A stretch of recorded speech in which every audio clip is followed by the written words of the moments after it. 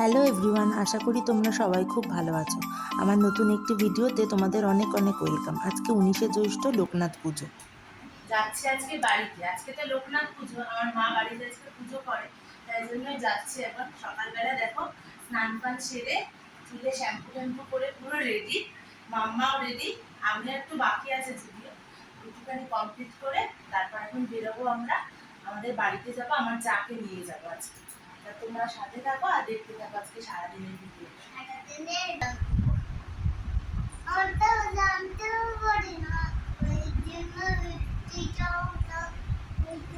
আর এখন তো দেখতেই পাচ্ছ সাজুগুজু করে পুরোই কমপ্লিট। এখন নিচে যাব, দিদিভাই ওদের ডাকবো, তারপর আমরা বেরোবো।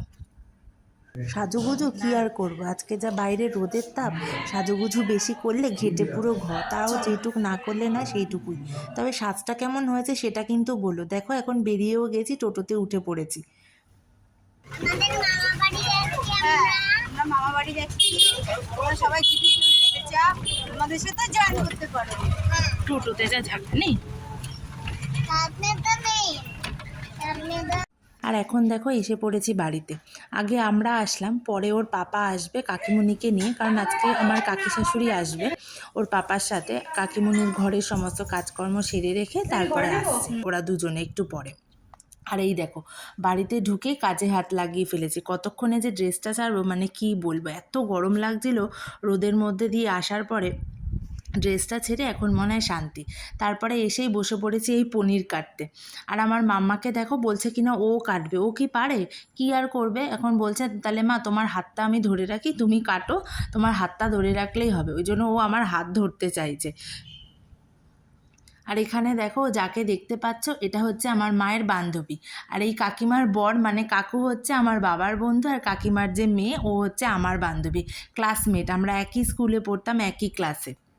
আর সুন্দর বেললো, কি করলো ও ঠিক আছে। হ্যাঁ ওই তো এক লোক লোকনাথের ঘর মাথার আবার ফুলবে, এটা ও ফুলছে একটু একটু।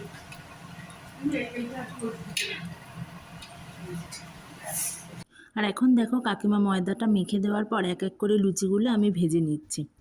লুচিগুলো কিন্তু দারুণ ফুলেছিল।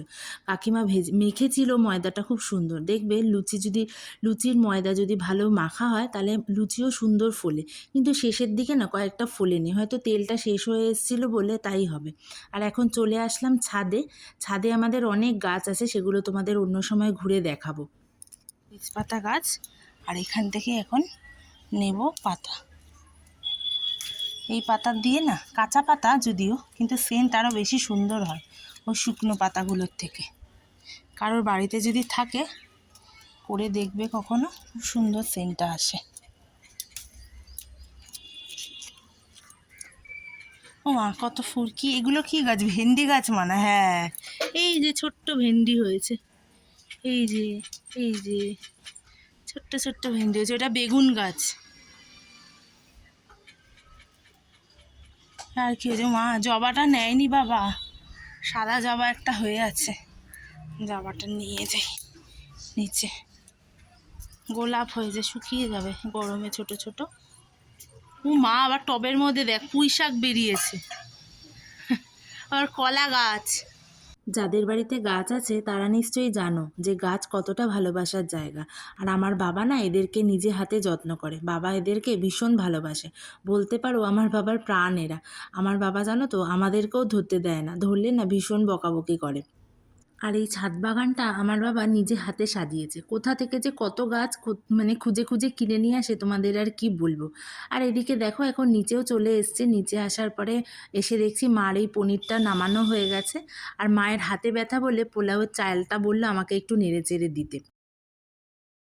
রান্নাবান্না এখন কমপ্লিট, এখন প্রায় দুপুর 1টা মতো বাজে। দেখো আমি ঠাকুরের মানে ভোগের থালাটা সাজিয়ে নিচ্ছি। প্রতি বছর আমাদের পাথরের থালা আছে, পাথরের থালায় মা দেয়, কিন্তু মায়ের এবার শখ হয়েছে মাটির থালায় বাবা লোকনাথকে খেতে দেবে। আর এখানে মা আর আমি মিলে দুজনে ভোগের থালাটা সাজিয়ে নিচ্ছি।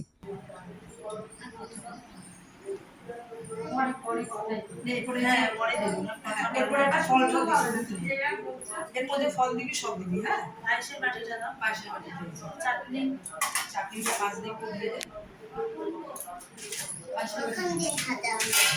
কাঁচের বাটিটা আমি মনে করছি দই বাই করেছি, দই দেবো, দইও ভুলে গেছি।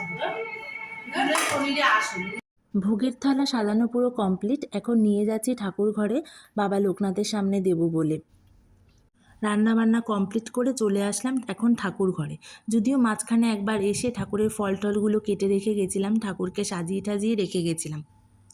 এখন সমস্ত কমপ্লিট করে রান্নার ওদিকটা শেষ করে ঠাকুরের কাছে এসে বসলাম। এরপর মা এসে পুজো করবে, তাই জন্য আমি এসে বাদবাকি যেটুক কাজ আছে সেটুক সেরে নিই, তারপর মা এসে পুজো করবে। আমাদের ঠাকুরমশাই দিয়ে পুজো হয় না, মাই পুজো করে, মায়ের দীক্ষা নেওয়া আছে, তাই মাই পুজোটা সারে। সত্যি কথা বলতে কি, আগে না এই পুজোটা আমাদের বাড়িতে অনেক বড় করে হতো, ঠাকুর দিয়ে রান্না হতো, অনেক লোকজন নিমন্ত্রিত থাকতো, তারা আসতো। এগুলো সবই আমার বিয়ের আগে হতো। এখন আর কিছু তেমন হয়ে ওঠে না, আসলে মা না সেরকমভাবে আর পেরে ওঠে না। মায়ের যেহেতু বাতের ব্যথার সমস্যা আছে, মার হাতে পায়ে ব্যথা বলে মা এখন আর অত কাজকর্ম সেরে উঠতে পারে না। বুঝতেই পারো, যার বাড়িতে অনুষ্ঠান হয় তারই কাজকর্মটা একটু বেশি পড়ে। তাও ওই যে কাকিমাকে দেখালাম, কাকিমা আছে বলে মার একটু রেহাই, মাকে অনেক হেল্প করে দেয়। কাকিমা ছিল বলেই মা তাও অনেকটা আর কি সাহায্য পায়।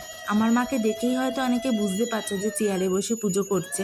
তোমরা হয়তো ভাবতে পারো যে চেয়ারে বসে পুজো করছে, আসল কথা আমার মা না মেঝেতে বসতে পারে না, হাঁটুর সমস্যা আছে বলে, তাই জন্য এই জন্য চেয়ারে বসেই মা পুজো করে। কি আর করবে, ঠাকুরও নিশ্চয়ই বুঝবে যে অসুস্থ মানুষ যেইভাবে আর কি পারে পুজো দেবে আমাকে নিশ্চয়ই। আমরা মাকে বারণ করি যে এত কিছু না করতে, কিন্তু মা না শোনে না। আসলে প্রতি বছর করে এসছে তো, মারও মন মানে না। এইটুখানি করে, তাতেই মা বলে এইটুক করলাম, আর একটু কিছু করলে হয়তো ভালো হতো। কিন্তু কি আর করবে, শরীরও তো পারমিট করে না, তাই না? আগে অনেক কিছু ঠাকুরকে দেওয়া হতো ভোগে, কিন্তু এখন তো সেসব সব কিছুই অতীত, সব কিছুই আর এখন হয়ে ওঠে না। তাও আমি যেটুক হেল্প করি, আমি আর কি করতে পারি, আমি তো তেমন কিছুই করতে পারি না, হাতে পাতে একটু আগিয়ে দেওয়া এইটুকুই। তাও ওই কাকিমা আসে বলে মার অনেকটা রেহাই হয়। সত্যি কাকিমা ছিল বলেই মানে মা এতটাও পুজো দিয়ে উঠতে পারে। কাকিমা না সকালবেলায় চলে আসে, মাকে অনেকটা সাহায্য করে দিয়ে যায়। টুকিটাকি কম তো কাজ থাকে না, পুজো বলো আর যে কোনো কাজেই বলো, কাকিমাই হেল্প করে বলেই মা এতটা করে উঠতে পারে।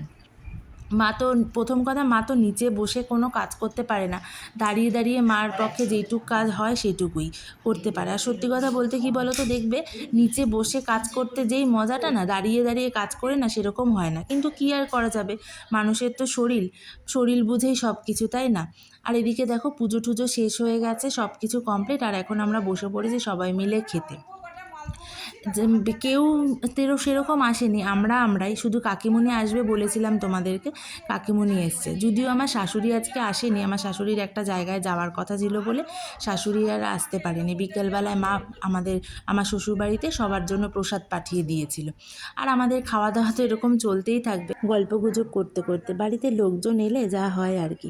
যাই হোক, ভিডিওটাও তাহলে আজকে এখানেই শেষ করছি। ভিডিওটা যদি ভালো লেগে থাকে অবশ্যই একটা লাইক করো, আর যদি পারো তো একটু সাবস্ক্রাইব করো।